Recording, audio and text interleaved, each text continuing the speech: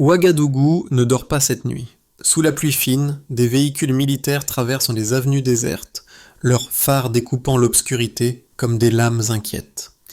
À Bruxelles et à Paris, des appels discrets répètent en les mêmes mots « Restaurer la démocratie », tandis qu'en coulisses, on prépare la chute d'un homme qui refuse de plier, Ibrahim Traoré. Si l'histoire de l'Afrique s'apprête encore à se réécrire, qui aura le courage d'en interrompre la main ? Le tonnerre s'éteint, ne laissant qu'un écho suspendu dans la nuit. Ce qui se joue à Ouagadougou dépasse le sort d'un seul homme. C'est la possibilité, pour un continent, de ne plus vivre à genoux. Depuis son arrivée au pouvoir, Ibrahim Traoré a brisé les chaînes visibles et invisibles qui liaient son pays aux anciennes tutelles. L'enjeu pour les Africains est simple, conserver le droit d'écrire leur avenir. En défendant cette ligne, il a ouvert une brèche qui dérange. Un État du Sahel capable de dire non aux puissances sans renier sa dignité. Mais derrière chaque indépendance proclamée rôde une contre-offensive plus subtile, diplomatique, médiatique, financière. Ce n'est plus une guerre de tanks, mais de récits et de chiffres. Et si cette fois, le scénario échouait ? Si un peuple décidait enfin de ne pas rejouer le rôle du vaincu, alors la nuit du Sahel pourrait marquer l'aube d'un monde nouveau. 9 fois, c'est le nombre de coups d'État qu'a connu le Burkina Faso depuis 1960. 9 fois, la promesse de liberté s'est levée avant d'être étranglée dans son sommeil. Cette statistique n'est pas seulement un signe du passé. Elle est le miroir d'un piège qui se referme encore aujourd'hui. Sous la lumière des palais européens, le mot stabilité sert à masquer une obsession plus ancienne. Garder le continent dans une forme de dépendance politique. Lorsque le capitaine Ibrahim Traoré a pris la tête du pays, il avait à peine 35 ans.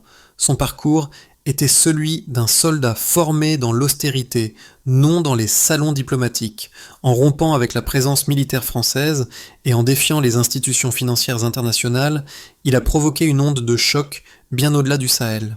Pour certains, il était le héritier spirituel de Thomas Sankara. Pour d'autres, un idéologue dangereux. Mais au-delà des étiquettes, une même idée revenait. Le Burkina Faso n'entendait plus vivre selon les scénarios écrits ailleurs. Ce réveil a attisé des forces contraires. Dans les rues de Ouagadougou, les habitants voient des patrouilles militaires remplacer les affiches publicitaires, tandis que les médias étrangers décrivent un régime isolé. Pourtant, à chaque nouvelle adresse de Traoré, les places se remplissent de chants et de drapeaux. Ce mélange d'espoir et de crainte rappelle les années 1980, quand Sankara annonçait la fierté d'être debout.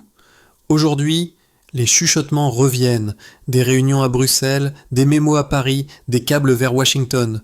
Le langage est courtois, la méthode ancienne, isolé, déstabilisé, remplacé. Mais le temps a changé. Un peuple connecté, incrédule, observe chaque mouvement. Et dans ce silence tendu, un pressentiment grandit. Cette fois, le piège pourrait se refermer sur ceux qui l'ont tendu. Dans un quartier périphérique de Ouagadougou, un vieil homme observe la ville depuis son perron. Il s'appelle Souleymane Ouedraogo. Ancien soldat sous Thomas Sankara, il garde encore le même béret fané, témoin d'une époque où l'espoir tenait dans un uniforme trop grand. Depuis quelques mois, il écoute à la radio les discours d'Ibrahim Traoré et hoche la tête. On a déjà entendu ces mots-là, mais cette fois, les gens y croient. Son petit-fils, étudiant à l'université Joseph Kizerbo, parle de souveraineté avec la conviction de ceux qui ont grandi dans les crises mais refusent la fatigue morale. Pour eux, la rupture avec l'ancien système n'est pas un slogan, c'est un test de dignité. À la fac, les cours sur l'économie politique deviennent des forums sur le Sahel nouveau.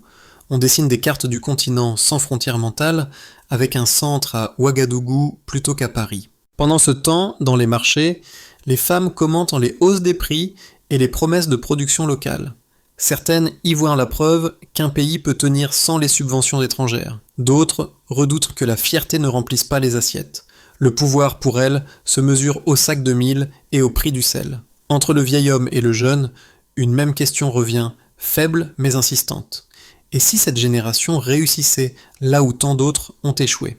Parce que le courage n'est pas de résister une fois, mais de tenir quand le monde regarde. Tout a commencé par des messages interceptés. D'abord quelques signaux brouillés sur les réseaux de l'armée, puis des ordres contradictoires venus de garnisons éloignées. Rien d'officiel, rien d'écrit. seulement le silence inhabituel qui précède les secousses. Dans les rues, les habitants remarquaient des patrouilles plus fréquentes, des checkpoints dressés là où hier encore on vendait des mangues.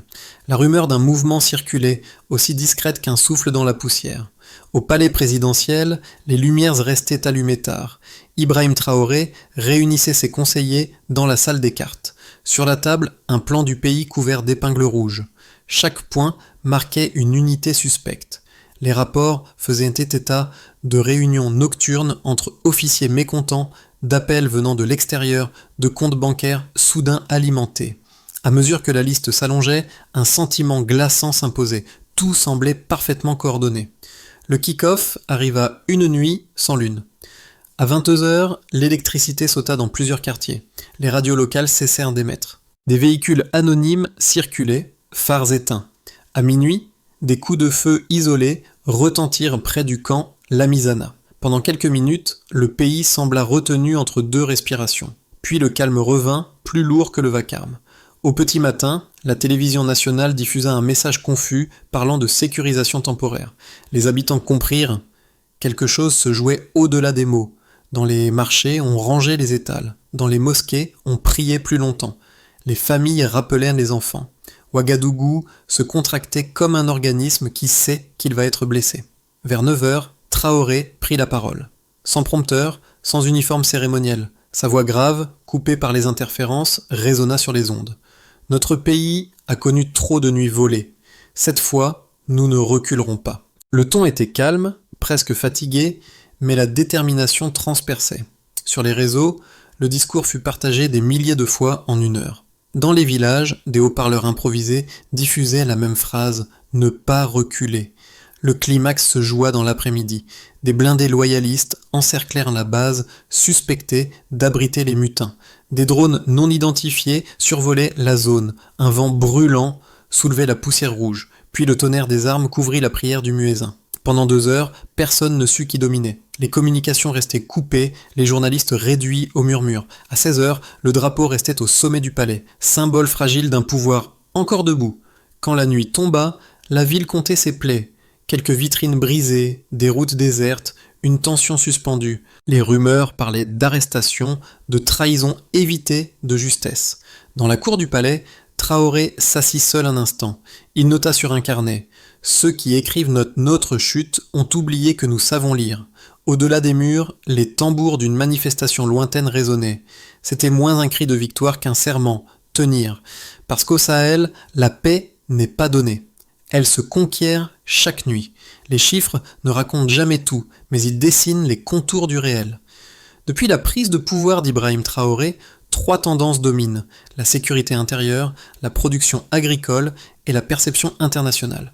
On observe d'abord que les attaques recensées par l'état-major ont chuté de 27% entre 2022 et 2024. Ce chiffre ne dit pas que la guerre est finie, seulement que les zones autrefois perdues recommencent à vivre. Dans le nord, des écoles rouvrent après 4 ans de silence. Dans le centre, les marchés de Dori et Kaya reprennent leur rythme. Chaque pourcent repris à la peur se traduit en murs reconstruits et en enfants de retour sur les bancs. On note ensuite que la production de céréales locales a augmenté de 18% sur 12 mois. Les coopératives, soutenues par l'État, ont remplacé certaines importations par du mil et du sorgho burkinabé. Derrière ce gain, il y a surtout un changement de priorité. Produire pour manger avant d'exporter pour payer. Les femmes des villages parlent désormais de récolte souveraine. Expression simple mais révolutionnaire. Chaque sac de grains supplémentaire est un vote silencieux pour l'indépendance. Enfin, la confiance des citoyens envers les institutions a progressé de plus de 20 points selon un sondage régional. Là où seulement 36% déclaraient croire en leur gouvernement, ils sont désormais 57%. La statistique peut paraître abstraite, mais elle signifie qu'un pays longtemps décrit comme épuisé retrouve l'idée de soi. Dans les cafés de Ouagadougou, on dit simplement « on ne veut plus être les figurants de notre propre film ». Ces données forment un tableau: sécurité en hausse, économie réelle en sursaut, confiance restaurée. Pourtant, elle est Elle ne convainc pas tout le monde. Les institutions financières étrangères rappellent que la croissance du PIB reste fragile, autour de 2,4%. Les experts de Bruxelles notent la baisse des aides publiques au développement de 40%. Dans les chancelleries, on commente la stabilité sans prononcer le mot succès. Mais pour les habitants, la mesure est plus simple. Une ville où les lampadaires se rallument est déjà une victoire. Un salut échangé entre un soldat et un marchand vaut mieux qu'un graphique. Les statistiques sont des ombres. Ce qui compte, c'est la lumière qu'elles laissent passer. Pourtant, chaque progrès attire une contre-attaque. Les rumeurs de sanctions économiques se multiplient. Les marchés financiers ajustent leurs prévisions. Des banques occidentales suspendant leurs transferts, invoquant des procédures de vigilance. Ce langage neutre cache la vieille stratégie. Étouffer lentement ce qu'on a pu renverser. Traoré le sait. Il le dit souvent. Un chiffre peut mentir, mais sa tendance ne trahit jamais. Et tant que la tendance avance, même de quelques pas, le pays tient. Parce qu'au Sahel, chaque décimale est une bataille. Les critiques les plus sévères à l'égard du Burkina Faso partent souvent de constats légitimes. On avance d'abord le risque d'isolement. Pour les diplomates occidentaux, la rupture avec les anciens partenaires économiques est une fuite en avant. Sans investissement étranger, disent-ils, les infrastructures se dégraderont, les budgets se contracteront, et la jeunesse, privée d'emploi, se détournera du projet national. Cette lecture s'appuie sur des décennies d'interdépendance réelle. Aucun pays sahélien n'a jamais soutenu seul sa balance commerciale plus de 3 ans consécutifs. On évoque ensuite la dérive autoritaire. Certains observateurs régionaux estiment que le pouvoir d'Ibrahim Traoré concentre trop de décisions dans un cercle restreint. Qu'en voulant protéger l'État, il risque de l'étouffer. L'histoire africaine regorge de dirigeants partis au nom de la libération et revenus sous le masque du contrôle. Même des soutiens sincères admettent la crainte. Comment préserver la discipline militaire sans sacrifier la transparence politique ? Pourtant, ces deux thèses, si solides soient-elles, omettent un élément central, le contexte. L'isolement supposé n'est pas une rupture totale, mais un réalignement. Les partenariats changent d'axe, de Paris à Bamako, de Bruxelles à Moscou, d'Assistana à réciprocité. Quant à l'autorité, elle s'exerce aujourd'hui sous le regard permanent des réseaux, des associations, des diasporas connectées. Un pouvoir surveillé en continu n'est plus absolu, il devient responsable par exposition. Les faits récents le prouvent. Malgré la réduction de certaines aides occidentales, les flux commerciaux intra-africains ont augmenté de 15% en un an. Et pendant que l'on accuse Ouagadougou d'opacité, le gouvernement publie chaque trimestre ses comptes publics en ligne, détail rarement cité. Ainsi, ce qui est présenté comme une fermeture ressemble davantage à une translation, d'un centre vers un autre, d'une dépendance vers un équilibre.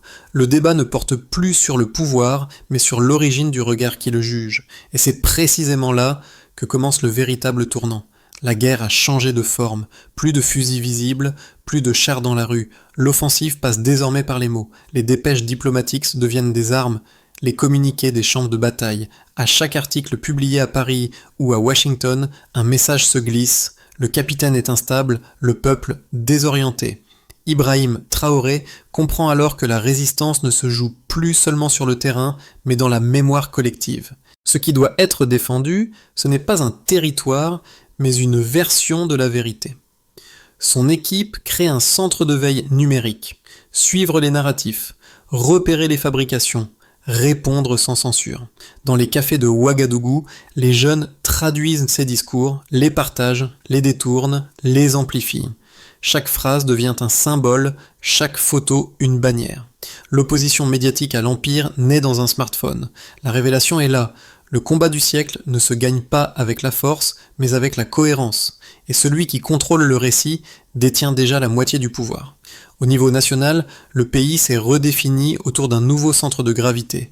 Les administrations fonctionnent avec moins de moyens, mais plus d'initiatives. Les gouverneurs régionaux organisent leur budget sans attendre l'aide étrangère, et chaque province publie désormais ses comptes en ligne. Les slogans ont laissé place à des résultats concrets.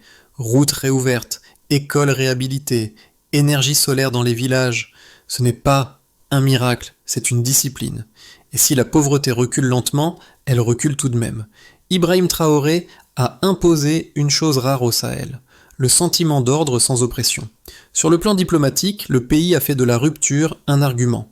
La sortie du cadre français n'a pas fermé les portes, elle a forcé de nouvelles alliances. Avec le Mali et le Niger, une charte de sécurité commune a été signée, créant une zone militaire coordonnée. Des partenariats techniques avec la Russie et la Turquie remplacent certains accords anciens. À l'ONU, le ton burkinabé change, moins de plaintes, plus de formules de coopération égales. La diplomatie s'apprend désormais en mode défensif, écouter, répondre, ne jamais implorer. Dans la diaspora, l'effet est psychologique et profond. Des communautés installées en Europe ou au Canada reprennent la parole publique. Des mouvements d'étudiants organisent des conférences sur le modèle Traoré.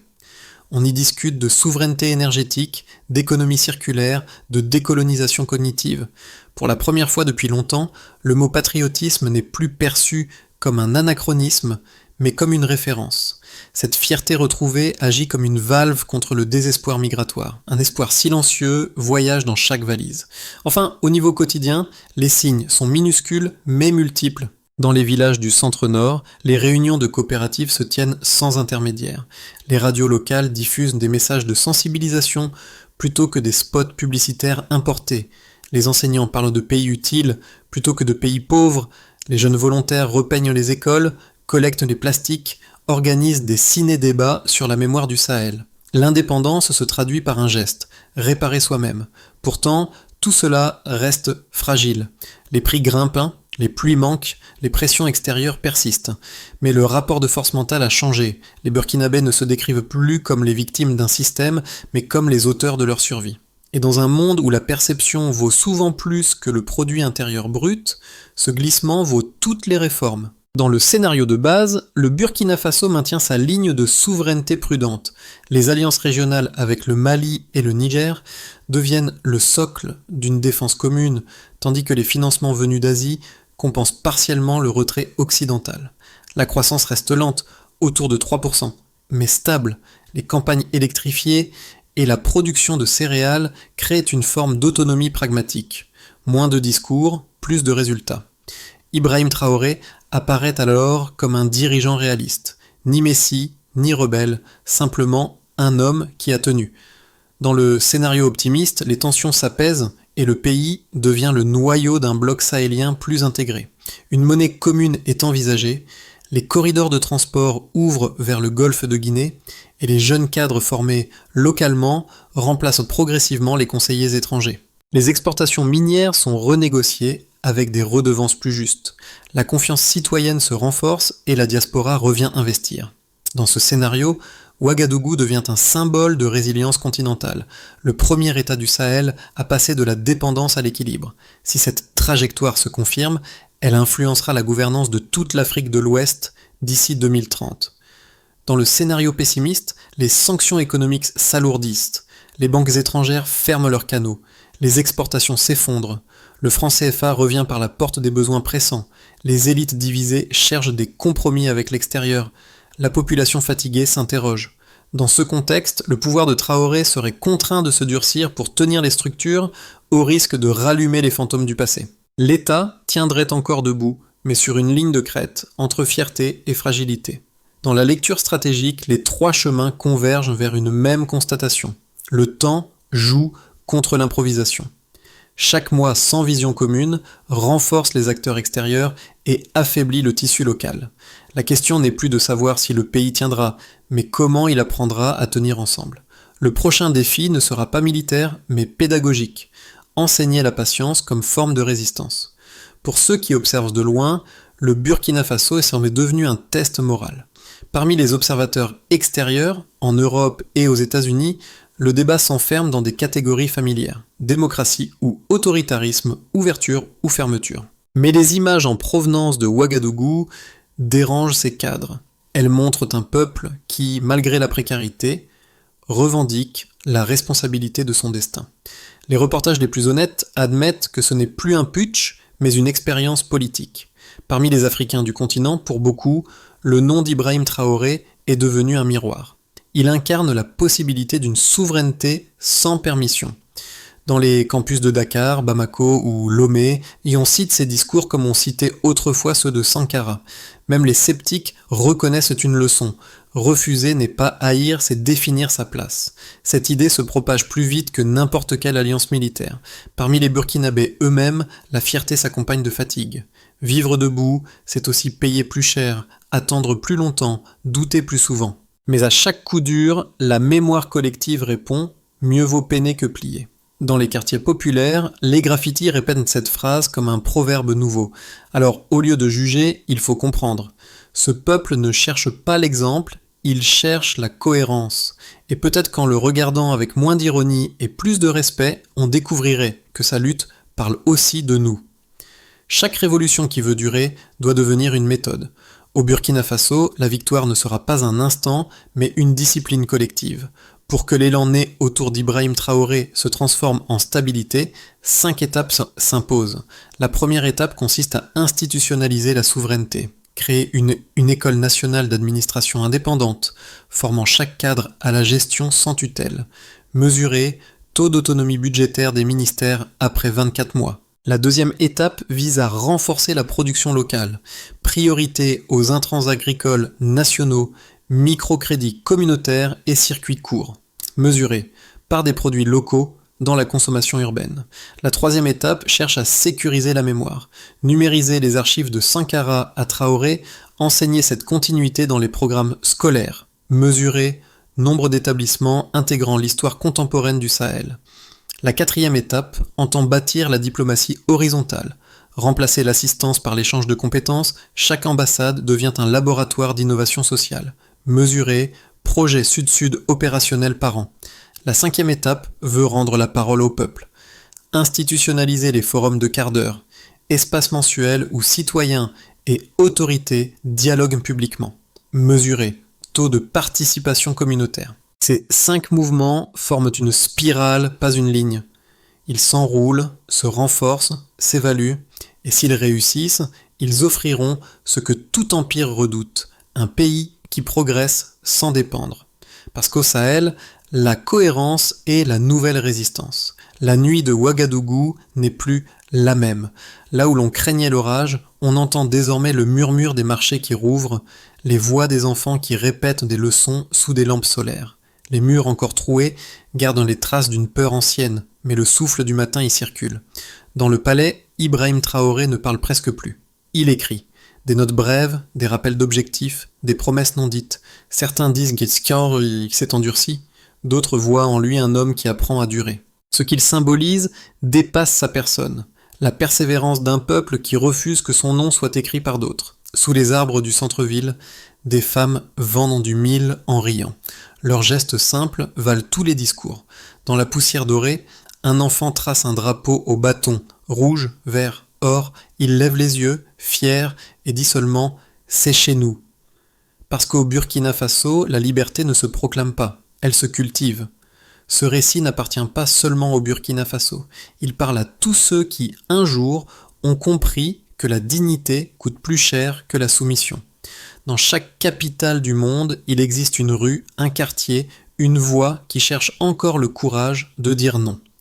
Ibrahim Traoré n'a pas promis la victoire, il a simplement refusé la résignation. Ce refus, s'il devient contagieux, pourrait redessiner la carte invisible des consciences. Car chaque fois qu'un peuple se souvient, un empire perd un peu de pouvoir. Alors peut-être faut-il relayer cette histoire, non comme une leçon, mais comme un miroir. Se demander ce que nous ferions, nous, si la tempête frappait nos portes. Serions-nous spectateurs ou gardiens de notre propre mémoire ? Le Burkina n'attend pas la compassion du monde, il invite seulement à la mémoire partagée. Et c'est parfois ainsi que commence la justice, dans une voie qui refuse d'oublier.